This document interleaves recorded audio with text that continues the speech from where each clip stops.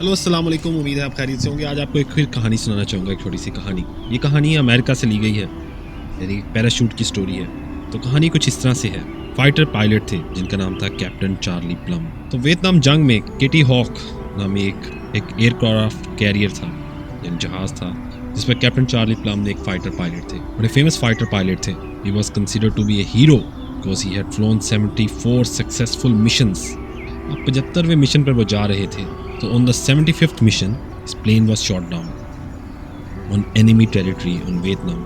इनका parachute open हुआ तो ये एनिमी टेरिटरी में लैंड हुए पैराशूट से। तो वहाँ जब ये लैंड हुए तो अगले 6 साल एनिमी टेरिटरी में एज अ प्रिजनर रहे। उसके बाद ये रिलीज हुए और वापस अमेरिका आए। काफ़ी सालों बाद ये कैंसस सिटी में एक दिन अकेले डिनर कर रहे थे। अभी देखते हैं कि इनके साथ एक टेबल पे एक बंदा इन्हें देख रहा है, मुसलसल देख रहा है। अब आप खुद सोचें कि कोई आप खाना खा रहे हैं और अकेले हो और कोई आपको एक जगह मुसलसल देख रहा है, तो ये काफ़ी ऑकवर्ड फील होगा। तो वो शख्स जो इन्हें देख रहा था ये उठकर इनके पास आया। उसने पूछा, excuse me, are you captain Charlie Plum? He said, yes I M.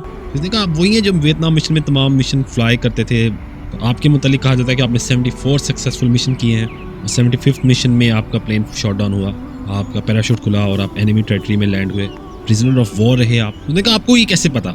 उस बंदे ने कहा, सर मैं आपको अच्छे से जानता हूँ पर आप मुझे बिल्कुल नहीं जानते। मैं वो सेलर हूँ जो हर पैराशूट से पहले आपका पैराशूट पैक किया करता था, क्योंकि 75th मिशन में पैराशूट सही से खुला तो आप जिंदा हैं। अब ये बातचीत इन दोनों में हुई तो कैप्टन चार्ली प्लम उस वक्त बयान करते हैं कि उस वक्त he was so gratefully gratitude for this man.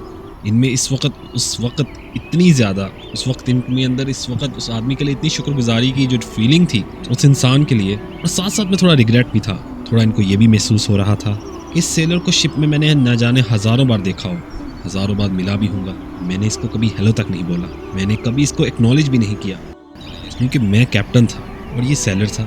But इसका अपना काम सही करने से मेरी जान बची। दोस्तों, ज़िंदगी के इस सफ़र में इतने लोग, हम जो भी काम कर रहे हैं उसमें बिहाइंड द सीन हमारी हेल्प करते हैं, ताकि जो person front of the scene जाके क्रेडिट ले रहा है या जिसको शोहरत मिल रही है या जिसको सराहा जा रहा है वो पॉसिबल हो सके।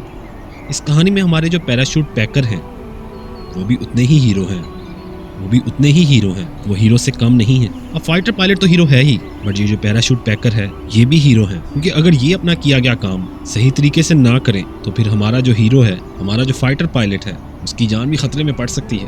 कई बार ऐसे होता है दोस्तों ज़िंदगी की भाग दौड़ में कि जो लोग सीन्स के बिहाइंड काम करते हैं, बिहाइंड द सीन जो लोग काम कर रहे हैं, उन लोगों को क्रेडिट नहीं मिलता।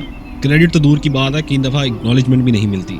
अक्सर लोग किसी बिजनेस के, किसी मूवमेंट के, किसी ऑर्गेनाइजेशन के, कुछ लोग जो फोरफ्रंट में होते हैं उनके चेहरे को ही सारा क्रेडिट मिलता है और हमें भी यही फीलिंग आ जाती है कि शायद यही पर्सन सब कुछ कर रहा है। लेकिन मुझे पता है, आपको पता है, हम सबको पता है, न जाने कितने हज़ारों लोग हमारी रोज़मर्रा ज़िंदगी में पैराशूट पैकर्स की तरह हमारी ज़िंदगी में आते हैं, चुपचाप अपना काम करके निकल जाते हैं, और उनका अपना काम अच्छे तरीके से करने से हमारी ऑर्गेनाइजेशन, हमारा बिजनेस, हमारी कंपनी, जो भी हम कर रहे हैं वो अच्छे से चल रही है, और उसका जो लीडर है अपना सर फख्र से बुलंद करके बिना किसी टेंशन के जी सकता है। दोस्तों, मेरा मानना है कि हर लीडर को, हर हीरो को, हर ऐसे चेहरे को कुछ ना कुछ वक्त निकालना चाहिए कि वो अपनी कंपनी के, अपनी ऑर्गेनाइजेशन के पैराशूट पैकर्स को, उनको एक्नॉलेज करे, उनको थैंक्स कर सके, उनको रिकग्निशन दे सके, अप्रिसिएशन दे सके, क्योंकि जिनका काम कभी नोटिस ही नहीं हुआ और कई बार और अक्सर फॉर ग्रांटेड भी लिया जाता है। हमें ये समझने की ज़रूरत है कि ये भी इंसान है, पैराशूट पैकर भी इंसान है, और अप्रिसिएशन मिलने से उनका काम भी अच्छे से होगा, उनका अपने काम के मुतालिक लगाव और बढ़ेगा, और इससे ऑर्गेनाइजेशन का कल्चर भी फ्लरिश करेगा।